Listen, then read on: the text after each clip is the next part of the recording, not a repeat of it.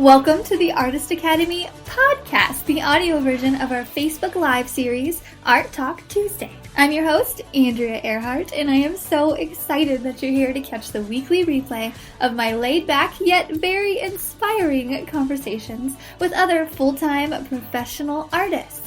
The purpose of this series is to show aspiring artists like you that it is completely possible to make a great career out of this art thing. And if you ever want to join us live and have your questions answered in real time by myself or featured guests, then just hop over to facebook.com/groups/Artist Academy every Tuesday at 8 p.m. Central Standard Time. I'll see you there.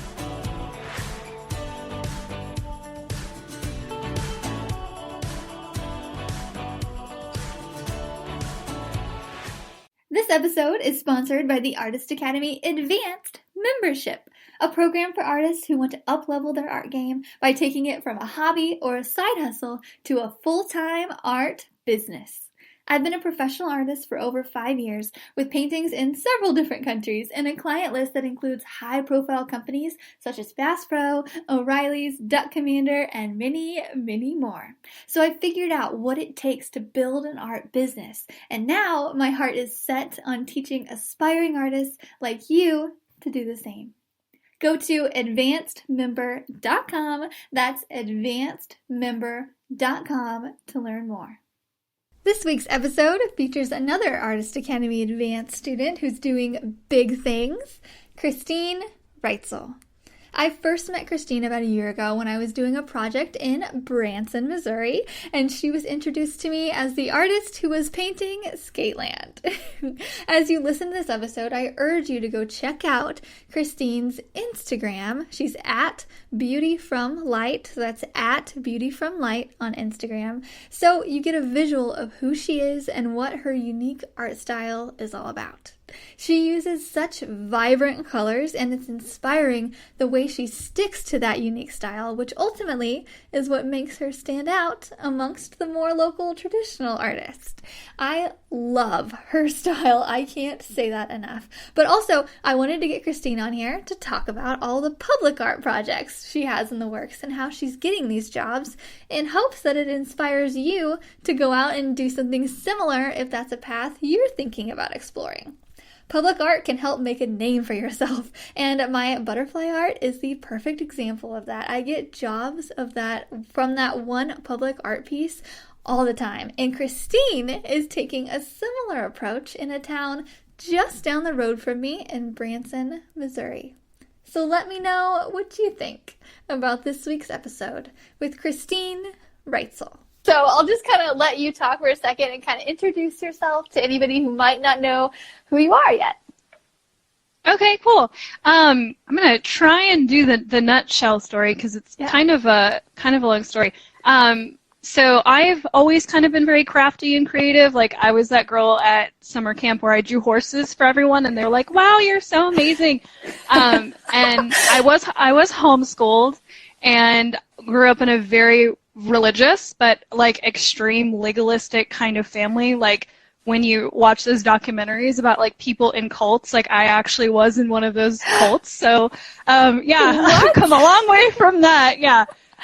So that has influenced my art a lot. Like my parents were very academically driven, and the arts weren't really a priority, but my mom did put me in some art classes in high school, in like a homeschool art class, which was like totally changed my life. My art teacher was amazing and very passionate about like modern art and wasn't afraid to get weird. And I was like, this is amazing. And so after that, my grandparents paid for me to go to college for a semester because I really wanted to pursue photography. So I did that, and it was incredible. But because I was living with my parents, like they were very much like, women shouldn't go to college and have a career. They should just be wives and have babies, and just like very traditionally driven. And I was like, I just want to have a normal life and have a boyfriend and have a regular job. And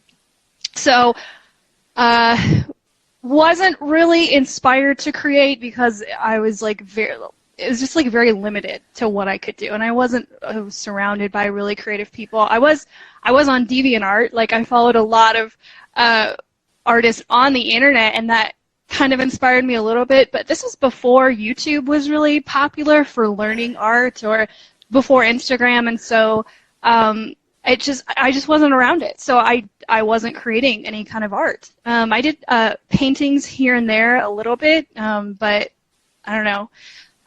So around 20 years old, I moved out. I was just on really bad terms with my father. He was just very controlling and narcissistic, and I wanted to have a life. And I wasn't even like a rebellious teenager. Like, I wasn't partying, I wasn't drinking. I was like I was a good kid. And but that was just a bad relationship. So I moved out. I had nothing. I had no money, no job, no car. I had just met my boyfriend, Lucas, who is now my husband. We've been married for 7 years. But he helped me kind of, yeah, my one and only boyfriend, now husband. It's crazy. But yeah, I was still living I live in Branson, Missouri, by the way. Sorry, Branson, Missouri, tourist town. So I moved out, got an apartment, started working at Starbucks. I went to therapy because I was dealing with a lot of like trauma and PTSD from being raised by a father who was very psychologically and spiritually abusive. I won't get into that because it's kind of sad, but I'm over it. I'm very healthy now. Therapy, yay. Yes, love therapy. But that is a huge part of my life, and it does influence my art in a way. So, I mean, I'm really chill about talking about that kind of stuff. So yeah, when I married Lucas, it was very important for me to own a house because we had rented our entire lives, and I really wanted to do interior design. When I was a kid, like, I remember reading an encyclopedia like on interior design, and there's like 3 pictures, and I was like, this is what I want to do, but I couldn't even paint my room because we rented everywhere we went. And so we bought a house, the one that we're in right now. It's 800 square feet. It's super tiny, but we fixed it up, and I love that so much. We ended up buying another house that was 4,000 square feet. From 1970-ish, like, nothing on the inside had been redone, so it was like shag carpet, wood paneling, like just the grodiest, nastiest house you can think. I was like, I want to buy this and fix it up. Like, that was my dream. And so we rented this house out. And so at the time, I was like, I want to keep buying houses and renovate them and be a slumlord. Like, so I got into a whole bunch of courses and books on how to like renovate, but after a while I realized that I don't like being a landlord because people in this area don't take me seriously.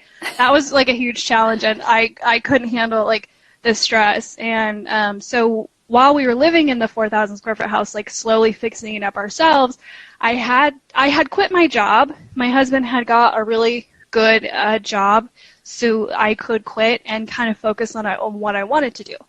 And so I was still trying to do the whole interior design thing. But I started painting again. I had hung out with a few friends that were into art, and so we started doing these art nights where we would just sit and just kind of paint whatever. And at the time, let's see, I was 24, 25. So didn't go to school for art, didn't really have any. I maybe had like 5 paintings that I was like really proud of that I still held on to, but you could kind of tell from my early work that I was really trying to go for that like weird modern art vibe. Anyway, so I had done this painting of a rabbit. It was just like, or 2 rabbits having tea, and it was just like a really simple palette knife painting. Because I was like, if I want to get into art, I want to start like really simple and have no expectations. And I sold that piece for like $200. Like, someone wanted to buy it. I was like, oh, this is so cool. And so I had done a few more pieces, and I was able to hang them up at my local Starbucks because I had worked there, and so they knew I had started getting into art, and I hung it up there. And so that was really cool. I was like, oh, awesome. Like, people like my art. And I thought, I kind of have a knack for this whole art thing. I had so many ideas in my head, like, oh, I could do this, I could do that. But I remember when I took high school art classes, which at that time it had been like almost 10 years, I was like, I really struggle with watercolor and oil paint, so I want those things and really challenge myself, because I don't remember how to use them. Like, watercolor, like, I remember hating it in high school. Like, this sucks. Like, I can't add any white. This is stupid. Right? Yeah, so I just bought some cheap supplies and started kind of like copying other people's artwork online just to see if I could do it properly, I guess. Like, which I would suggest to like all new artists to like take other people's pieces and try to make it like that and call it, well, I call them like studies. So I've done like I started out doing studies of other artists' work that I really admired. So let's see. Yeah, got back into that. I agree. That's how I kind of started too. I would look at other paintings. It's just so much easier to figure out how to paint something that's already been painted. It's just like looking at something. I'm like, oh, I can see what's happening, rather than like just looking at a photo of something not painted. I'm like, I don't know, like, Yeah, exactly. Or I would see like certain elements of someone's work over here, and then someone else's over here, and try to like mash those two together. Yeah. So yeah. Let's see. So yeah, 2015, I got back into like acrylic paintings, and I like to paint super huge. And at the time, our house was so big that I did do a lot of huge paintings.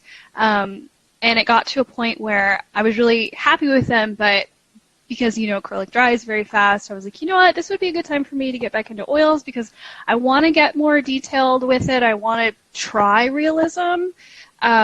So I did that. Well, I watched maybe 100 hours worth of like YouTube on oil painting, because I have a tendency to buy lots of art supplies and then they sit around and I never use them. So I was like, I don't want to waste my time here. Like, I want to be able to buy these supplies and start creating and feel really confident and not just, beat myself up. Like, oh, I don't, because it's challenging. Like, oil paints everyone's really intimidated by them. And when people hear that I use them, they're like, oh, aren't they dangerous and aren't they hard? And they take forever to dry. And I'm like, not really, because I've like kind of educated myself on like how to do it. So, that year, let's see, 2016, 2017, I was like, I'm going to be good at oil paints. Like, I know how to do a lot of things kind of good, but I was like, I want to master one thing in my lifetime. And so I had done a photography as a side gig, doing weddings and portraits and stuff, and I really liked it, and I still do enjoy it, but I got really burnt out on doing photography. But it helped me with painting a lot, because I understood how to get a good composition. So when I create, I'm always thinking about like subject matter and then composition and then everything else. So if something's off about a painting, I'm like, it's the composition, So yeah, started doing oil painting. I had approached the gallery in downtown Springfield. I think at the time it was called Arts and Letters on Campbell. Yeah, it's not there anymore. Okay. But a friend of mine, Sarah, had done a show there the year before, and I was like, oh, like, I can do a show maybe. Like, I would have to create a lot of pieces, and it would be really hard, but I have the opportunity, like, I have the time to paint now. And between, tearing out old carpet and painting walls, I had plenty of time to paint.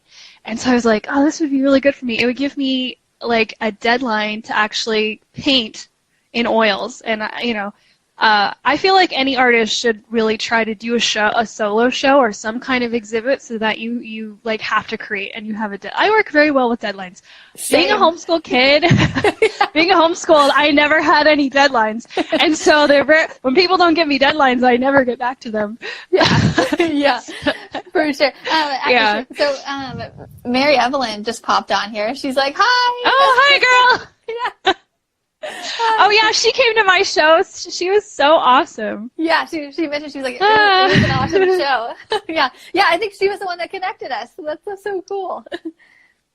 Yeah, well, her and I were hanging out, and then she brought you up and was like, oh, I think Andrea's like painting somewhere in Branson. We should go meet her and Emily, and I was like, oh, I don't know, like, oh, she's so much better than me, and I'm just nobody.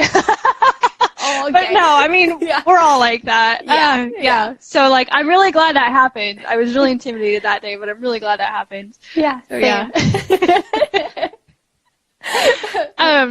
She was commenting. She's like, I was a stalker. That's so funny. She's so funny. Yeah. She's cool. Yeah. Yeah, okay. So I did this show, sold a bunch of my pieces. Like, I was really thrilled. And so at that point, I was like, well, I want to do, like, the gallery life. Like, so I started putting together a portfolio, and I was like, I'm going to drive up to St. Louis and Kansas City and present myself to galleries. I had done a bunch of research on, like, how to do that. And, again, like, I was really intimidated because I'm like, I don't view myself as, like, a fine artist.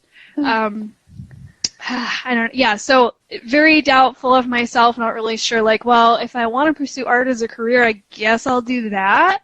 Like, that makes sense right now. And I had done a show in St. Louis. It was, like, one of those pop-up art shows at a brewery, and that was pretty successful. Like, I sold a couple paintings there, but it was kind of a lot of work for not really much payoff. And again, I was like, I don't know if this is, because, you know, you spend so much time working on an oil painting, and then you sell it, and which is what I really enjoy, selling original pieces. But it's, you know, I guess now that I look back on it, I didn't want to do something, put tons of hours into a piece, someone buy it, and then it just hangs up in their house, and they're the only ones that see it. Yeah. And so after that, last year, it's only been a year and a half. Oh my gosh. It was my wedding anniversary. My husband and I went to dinner, and then we drove by Skate World, which is a local skate rink in Branson. It's been there for like 40 years. And at the time, it was kind of run down, but my husband knew the owners. He had worked for them in high school. And we went in, and we were hanging out in their office and just talking to them, and they were saying that someone in their family had taken over ownership, and they were wanting to fix it up. And I had just asked, like, you know, what are you going to do about the walls on the inside of the rink? Because they were like this awful lime green color, and someone had done spray paint art for them like 30 years ago. Like, it was so horrible. Like, I learned how to skate there when I was a kid, and it was the same art on the wall. And he was like, I'm not really sure what we want to do. Maybe like vinyl prints over the wall or whatever. And I was like, ew.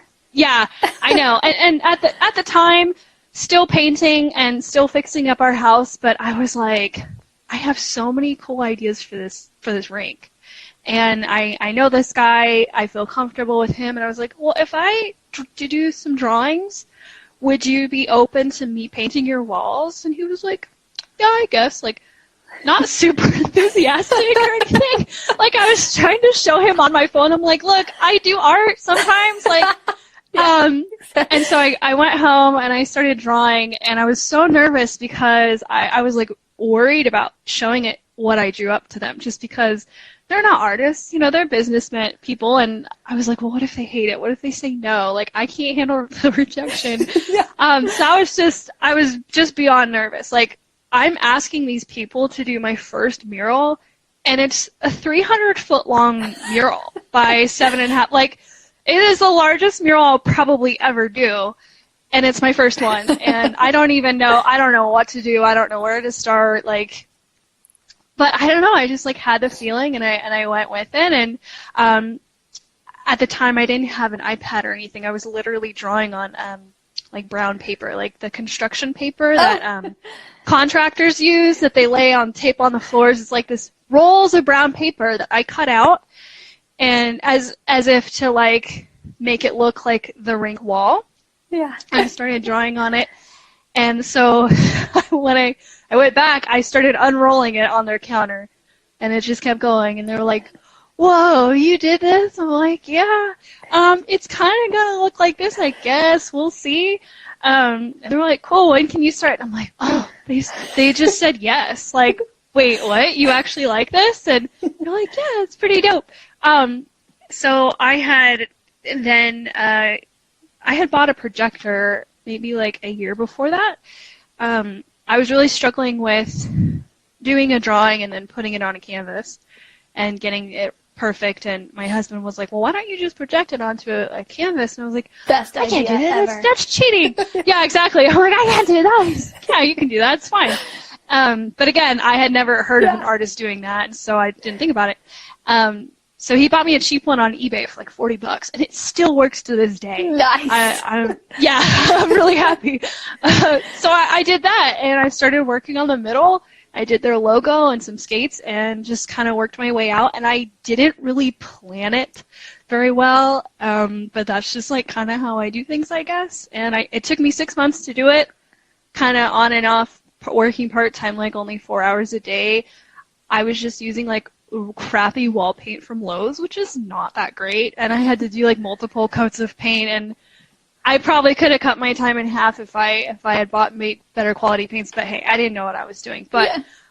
I'm pretty happy with it, and that's what kind of got me started into doing murals. That's so fun too. Like that's so great. I can't imagine too. Your first mural, and you're just like, okay, like that's such a big space. Like I remember I started with just a big wall, and I was like, wait, where do I start? Somebody tell me where to start. And you're just there by yourself. Oh my God, that's so cool though, because now every wall that you come across is like, it's not as big as Skateland, you know? Oh yeah, exactly. And you did great. It looks so cool, too. It's such a unique style. So, like, anybody listening on the podcast, you have to check out our Instagram. You have such a unique style. And it's so funny, too, because, like, Emily and I were actually doing this mural for a hydroponics place on their windows. And we were doing it super animated and stuff. And we were about halfway through, and I was like, we were both like, you know who we should have brought on this? Christine. Like, this is literally her style is what they're asking for, and it's so not in our brains to do something as like colorful as you do it, even though I love what you do. I just don't automatically do stuff like that. And they were like, yeah, do like bright and colorful, and I was like really struggling to do it. We're like, you know who would be perfect for this? Christine would. And we actually thought about it. We're like, well, we actually thought about trying to get you to come down the next day, and I was like, she's probably busy. I was like, whatever. Okay, the next time we do something like this, we'll just ask her to come down. So, sounds good. Yeah. Hell yeah. Cool. Okay, yeah. So what do you think was the tipping point that took you from professional or from hobby to professional artist? Was it doing that Skateland one? You could kind of say you were like a professional artist after that, or what do you think? Yeah. I knew I wanted to do art, and you know how people are always like, wow, you're so talented, you're so amazing. But I had, I don't know, I've always had this fear of failing, obviously. And I am very fortunate because when my husband did get a good paying job, like big city salary, but we live in Branson, which is a very low cost. I mean, our mortgage is like $300 a month, like very affordable. And I was kind of like, I want to do something in the creative field, but I also have this guilt of like, if I'm going to work, I need to be making money. And going back, like I was looking into getting my real estate license and just like, I was all over the place. Like, I know that I'm gifted, but I don't know what would be best. Like, you know, I was like, maybe I should get back into doing wedding photography or whatever, because I can make good money doing that. But it's so competitive around here, and everyone's a photographer nowadays. So I was like, what can I do that I can create something really, I don't like the word original, but like something that's really authentic to myself that you don't see a lot around here. And so yeah, while I was doing the mural, I was like, man, this is a lot of work, but I don't feel like it's a lot of work. And I had kind of, over the months while I was doing it, like, oh, well, people are asking me if I do murals, and I'm like, yeah, but this is my first one, so not really. Like, I guess I'm a muralist now. I don't know.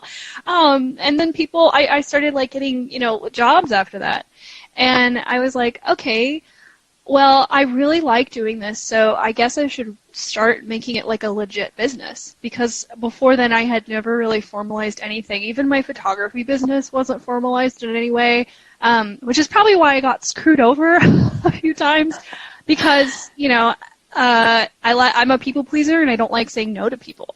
And I don't know, it kind of happened like organically. I never thought like I'm going to be a full-time artist, because that's not really a thing around here where we live. Like in the Midwest, like people like artists. So like, what does that mean? You know, what do you do? And I have no formal training. I don't do graphic design. So I still am sometimes like, I don't, like, oh, what's the word? Imposter syndrome? Like, I'm still kind of like, I'm not really a professional artist yet.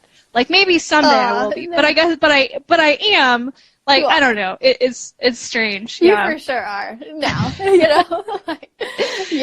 Yeah, but no, I definitely get what you're saying, because even when I was paying the bills with my art, I was like, this can't last. Like, this isn't a thing. So I actually looked into selling Miriam face cream for a while. I looked into it. I bought the kit. I was like, okay, I could actually make a living with this. Like, not art. I was not convinced. Right. And that was like 5 years ago or so or something. But then I don't know. It's just, because being an artist, especially around here, it's just not a thing.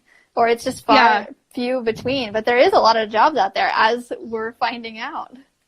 Oh, absolutely. And that's why I'm really thankful for you and what you're doing, because you really inspired me to be like, okay, people respect the shit out of Andrea. Like, I can be just like her, and we can make this area a better place for everybody. Yeah, exactly. I love it. And you really have, too. You've I think I'm kind of the same way, too. If I see someone doing something, I'm like, okay, she's doing it, so I can do it. And so I love that I kind of played that role in some part with you, and you've really taken it, too. Like, with the street art thing, you're like, okay, she's doing it, I'm doing it in Branson. And I'm like, yes, that's so cool. Yeah. Yeah. So what makes up your typical work day? How many hours do you spend painting? Well, I'm a night person, so I don't really get up until like 9:30 or 10. Same. Like, if I had my way, I would too. Yeah, at least for now, I'm kind of enjoying it while it lasts. Like, I'm like, it's not going to be like this forever. But yeah, that was like going back to like career. Like, people have always been like, well, what do you want to do? Or, you know, what's your dream job? And I'm like, my dream job is to not have to work, to like stress about work to pay the bills. Yeah. Like, that's like the dream right there. 'Cause I wouldn't say like I've been a career. I've never been like, oh, I want to have a career. No, I've just wanted to like have money, pay the bills, and like really enjoy my life. Yeah, you want to have a life. Yes. Right. Yeah, exactly.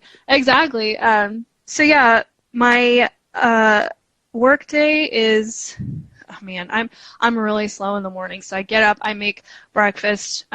Because my husband does work a lot, we have like a very traditional marriage where like I do a lot of the home stuff, where I cook and I clean and do laundry. And like I really enjoy that. And that was super important before we got married, is that like, what are our roles going to be as husband and wife? And it both worked out for us in that way.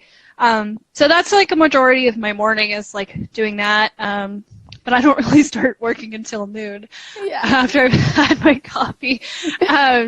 Let's see, I really don't paint very much unless I have a mural project, and in that case I try to get out at noon and then work until I get tired and I go home. So if I'm working on a mural, I'm working from like noon to 6 or noon to 7 every day until it's done. But if I don't have a mural project going on, like right now, I have like a whole bunch of random things. Like, I'm trying to design a sticker. I'm designing a logo for a local person's podcast art, which is pretty exciting. Ooh. She found me on Instagram. She's a Branson performer in the ABBA show, and she contacted me because she liked my neon sign effect and was like, can you make me something? And I was like, I'm not really great at digital. Like, I'm not a graphic designer, but I can certainly try. So I'm working on that right now. And then, back here, I'm doing a commission for a guy in Detroit. So that's been sitting there for a few months, and I haven't really touched that. But yeah. But yeah, I struggle because when I am doing art, I get distracted, and gosh, I've been listening to so many of your other artists that you've featured on this podcast that are trying to be more organized about, like, this day I'm doing this and this day I'm doing that. And so when I do sit down and paint, I do like to get like a nice 4 to 6 hours in with no distractions to actually feel really accomplished. And I'm not super great at doing that. But yeah, it varies from day to day. Yeah, for sure. So, yeah. That's the same with me too. Like 6 hours is about when I top out of painting per day. Like if I can just like really schedule or really just like concentrate and paint and listen to a podcast, like after about 6 hours, I'm like, okay, I'm on to something else. Let's do some computer work or something. Yeah. So do you want to talk about a little bit about what you're doing around Branson and all the local street art and the park project you guys just did and where you're at with it and everything? Yeah, absolutely. So I am on the board of directors for SMAC, which is the Southern Missouri Arts Connection.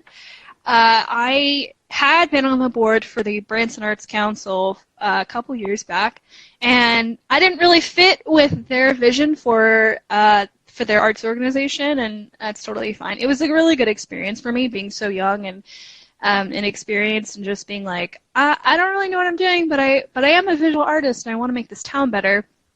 And they're very more like theater oriented, which they're doing really good in that. And so I resigned, and then I found the founder of SMAC. Her name's Donna Rostifer, and I loved her personality and what her vision was. So I joined the board with the intentions of like, I don't really know what my role is going to be, but again, like I've lived in Branson for most of my life, and I see so many people my age, or, after they graduate from high school, they leave, or they're just dying to leave because there's like, this town has nothing for me, unless you want to work in tourism, which a lot of people do, and they barely make it. And especially in the winter, like a lot of people have to go on unemployment. I did that for a few years. Like it sucked. Like I couldn't pay my bills. And so a lot of young people leave, and there's really nothing for the locals. There's no culture. And that's the biggest complaint of people that have lived in this town is like, yeah, it's great for the tourist if you're into family attractions and country music, but there's, tourists come and they'd ask me like, so what is there to do here? Like for young people or artsy people. And I'm like, there's nothing. Like, I'm sorry. But I want to change that, hopefully.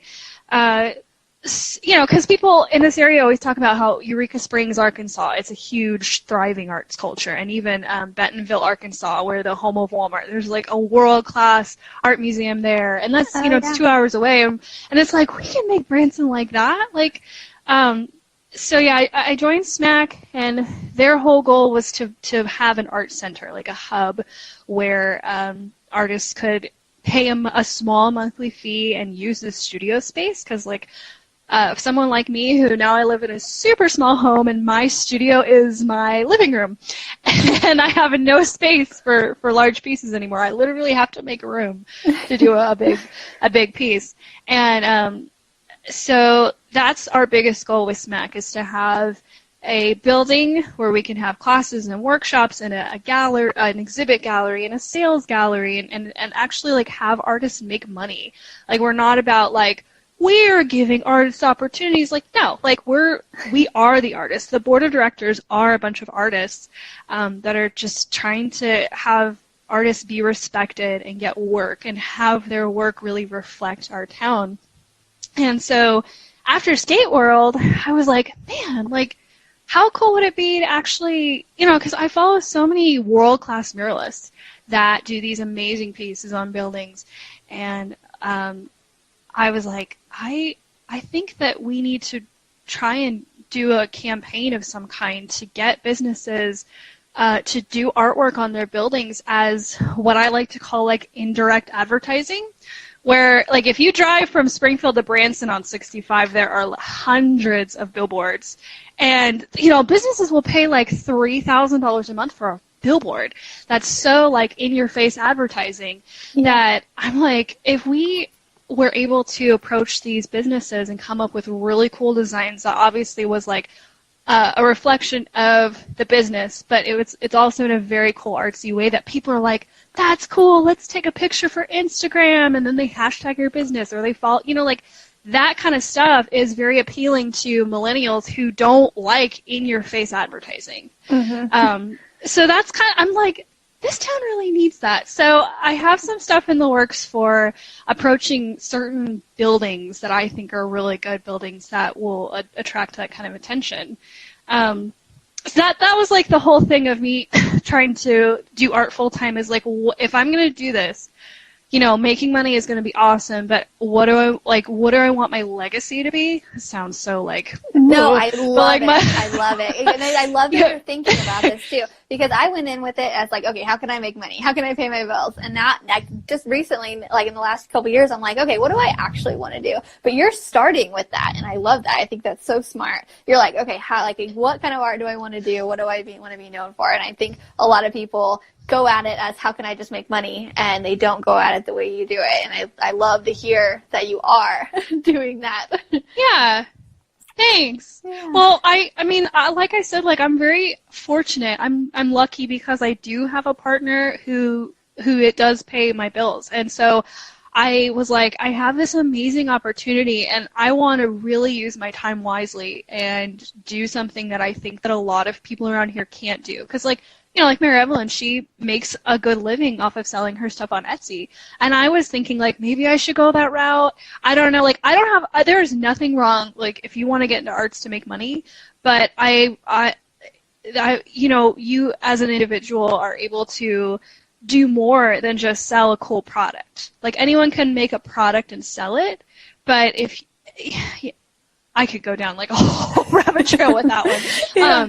But yeah, I was like, I could make art and sell it, but I want to do more than that. And I didn't want to teach. Like, I thought about going back to school and getting an art degree so that I could teach, but like I've taught a couple of workshops, and girl, it's terrifying, and it's so hard. And maybe someday I'll be teaching, but I don't. A lot of people are already doing that and doing an amazing job. But no one around here is really pushing public art. And I was like, I have a huge passion to do that. Like, I want to make big murals, and I know there's a lot of people that want to make big murals too. So like, let's collaborate and like get some stuff done in this super boring town. And then I've had people be like, oh, have you thought about applying for those mural fests in all the big cities? And I'm like, yeah, it's on the list of stuff to do, but I want to do something in my hometown first. Yeah. And then maybe spread out and do more. 'Cause yeah, that's my goal.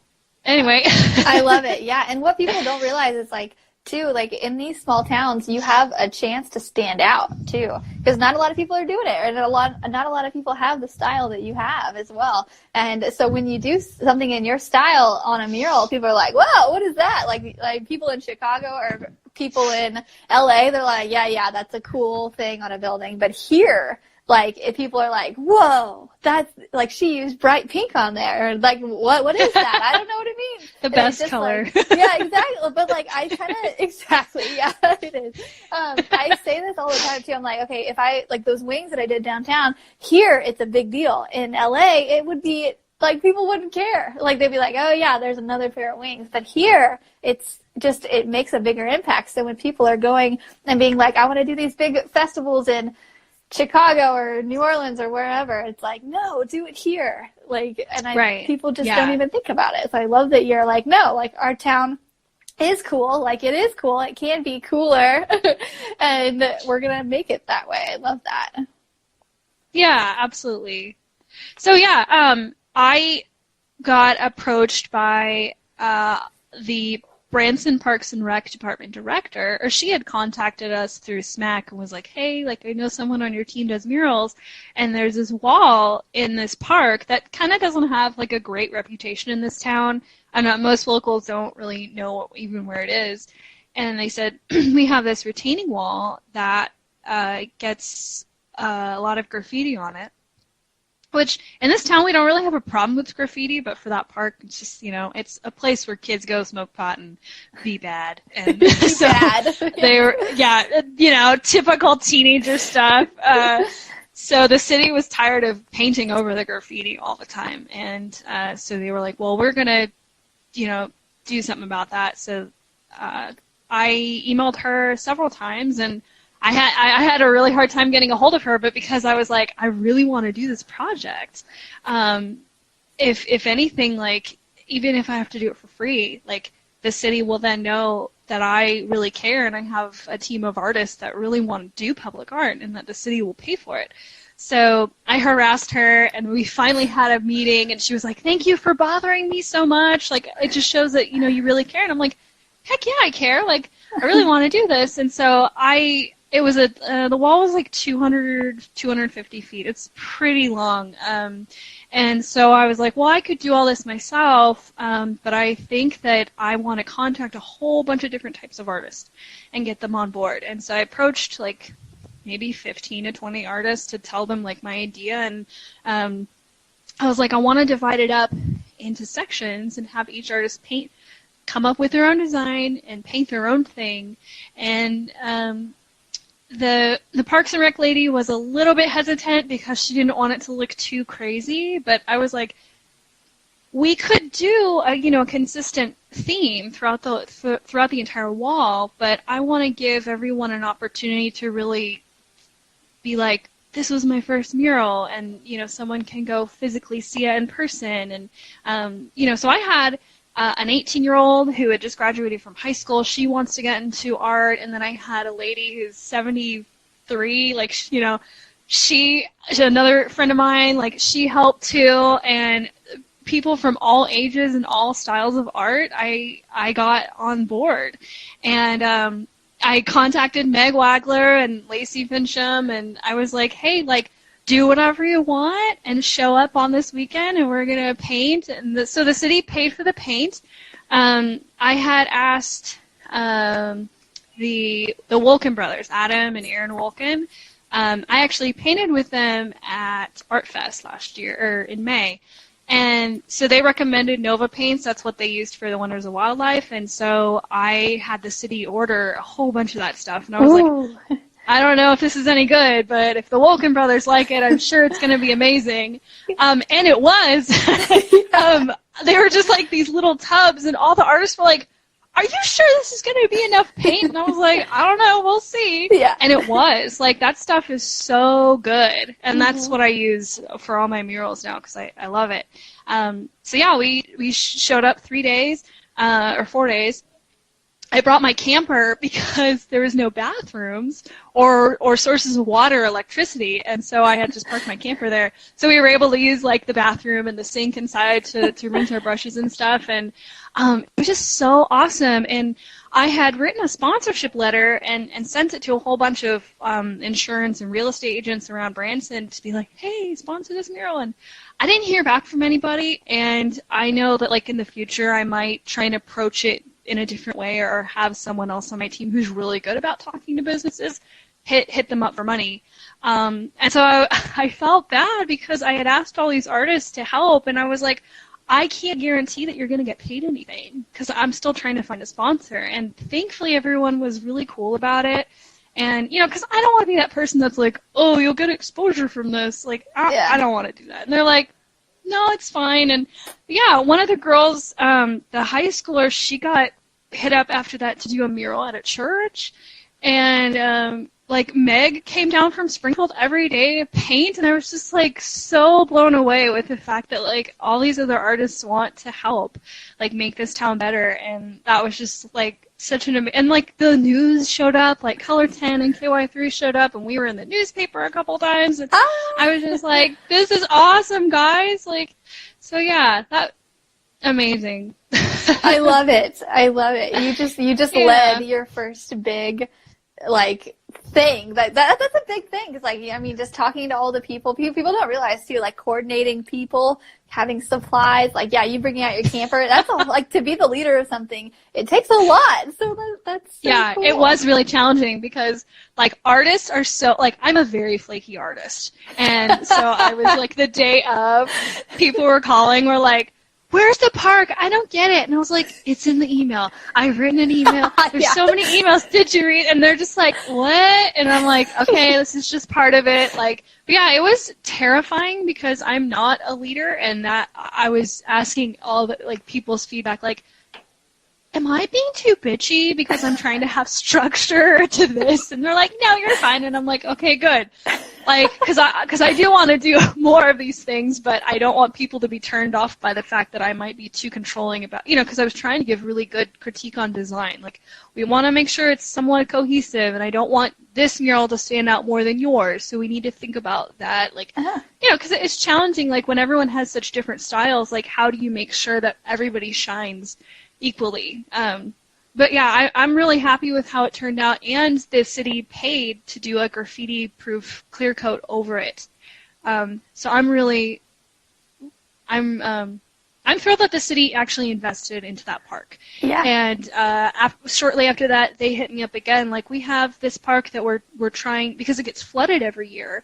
They took out the baseball field and the playgrounds, and they're trying to turn it more into like an artsy, naturey type of park. And so I was like, yeah, I'd love to do this again. And so I'm hoping that this will, and even if it's not something that I can do, I'm hoping that another artist in my area can have that job too. Which let's see, Lacey and another girl. I was telling them that I get contacted sometimes to do logos or like landscapes, and I'm just, that is just not my thing. And they're like, well, we'll take those jobs. And I'm like, awesome, perfect. And that's like, I've, when people talk to me about making art for them, I'm like, even if it's something that you don't like my style, that's okay. I can recommend you to somebody else. And it's almost like they're kind of like, what? Like, as if we're really competitive or it's all about business or whatever. And I'm just like, I want to give you a product that you're really happy with. And I also want to do art that I am really comfortable doing and not always try to push my limits, Like, I did a dog portrait recently, which was okay, but again, I'm like, I should have maybe passed this on to somebody else who really likes doing dog portraits. Like Mary Evelyn. Yeah, exactly. I actually sent them her website, and I was like, this girl's a pro at pet portraits, and she was like, no, I still want you to do it, and I was like, okay, and so I gave her a really high price, and they wanted me to do it, so I was like, okay. Perfect. Yeah, like, I'll do anything for the right amount. so it was worth it, but again, I'm like, now that I'm getting lots of inquiries, I'm trying to be a little bit more careful about how I approach things and what I want to do, and yeah. So fun. Awesome. Yeah, okay. Let's see. Well, just go on to the next question down here. Is there one thing you don't like to paint without? Oh shoot. Well, I've been trying so many different types of paints that I've really been liking the Nova paints. So I don't think I could go back to using crappy paints after that. Yeah. Oh gosh, I don't know. Good company if I'm painting with somebody, or a good podcast, or audiobook, or really good music, just kind of depending on the day. And caffeine. Having caffeine really helps me stay focused. Essentials. Yeah. Definitely. Mm-hmm. Yeah, mine is always the podcast. It's something to listen to. I just get so bored if it's just like in my own head. But so yeah, I definitely get that. Or do you have like a podcast or like a book that you recommend? What kind of stuff do you usually listen to? Oh boy. I'm a YouTube fanatic, so a lot of the podcasts that I listen to are like Jenna Marbles or H3H3 or Conan O'Brien, or just like entertainment stuff, like stuff that's not super heavy, or a lot of like relational self-help books. Like I had bought a few of the books that you had recommended about art business, but I think I got so overwhelmed with like the businessy crap that I'm like, I can't handle this. I can't. Yeah. That's so funny because like when I'm listening to that stuff, I'm like, give me all of the information. I love this, and then I just love to consume, and sometimes I won't put it into action, but I love listening to people talk about business. But a lot of artists are like you, and they're like, nope, just entertain me. I'm like the weird one of like, give me numbers. I love it. But yeah. Okay, let's see. Are there any art lessons you've learned the hard way? Yes, so many. But I will just maybe pick a few that I think are essential to like other artists listening. When I was doing photography, I made the mistake of not having people sign contracts, not do meetings in person, and doing jobs for friends and family who thought that they were doing me a favor by giving me exposure. Because I would say things like, oh, this will be so useful in my portfolio, I'm really excited to do this, like, because I'm 19, 20 years old, because I was really excited to get opportunities to shoot my first wedding, to shoot, this and that, like, but I really doubted myself, and I didn't value myself at the time. And of course, people are always saying like, you need to value yourself, or you need to charge more, and it's like, yeah, but half the time, I'm just I was just happy that something happened, that someone hired me to do a job, and so I would do a wedding, and they would say, can you take payments, or can you. I'll send you the check, a month from now or something like that. And I'd just be like, yeah, sure. Giving people the benefit of the doubt because they're a friend or a family. And it just, I don't have relationships with those people anymore because of that. And that's really unfortunate. But, if I'm going to do art for somebody, they're going to pay me full price, unless I really want to do it for them. So I'm going to do a mural for my mom's house because she's interested in turning her house into an Airbnb. And so I want to do like an Ozark-themed mural for her living room. And I'm going to do that for my mom for free because I really want to do it for her. Yeah. If I didn't, I had done so many gigs where I would charge little to nothing, like $100 for a shoot, and people would still be upset at me for not being a professional. I'm like, I'm an amateur photographer, and it was not a good time. And so, oh gosh, and I had done a mural for a really sweet lady in Springfield. She had asked me to do something that I thought, yeah, I could probably do it, like a watercolor effect. I think I told you about this. And I showed up and I started working, and I was really struggling, and she was kind of like, yeah, I don't really like this. And I was like, yeah, sorry, I gave it my best shot. And that was really hard. And she paid me for my time, but I was just like, I should have sat down and done more research. I should have maybe talked to her in person. That was another thing, is like, I get so excited to even get an opportunity to do a mural sometimes that I do all the work. I do the concept art. I take measurements. I put this all together. And then one time I didn't get the woman a quote. I didn't even tell her how much it might be because she seemed so open to anything, and I didn't think she had a budget. And, so I did all this work, and then she asked me, like, well, okay, well, how much is, and I was like, when can I start? And she's like, well, how much is it going to be? And I was like, $3,000, and she was like, I can't do that. And I was like, dang it. Oh, yeah. So I had done, so now I have people give me a deposit to do the initial concept art because I do like to draw it by hand and get the exact, dimensions and everything. But that takes, hours of my time. And so just things like that where now, and miscommunication with, like, what the mural should look like little details and stuff. People will text me, like, hey, have you thought about this or changing that? And I was like, you know what? We're just going to talk in person because things get so misconstrued over email and text message sometimes that I will go out of my way to talk to someone in person in front of the artwork, if I'm working on it, to be like, what exactly are you wanting, or what exactly do you not like about this, or this and that.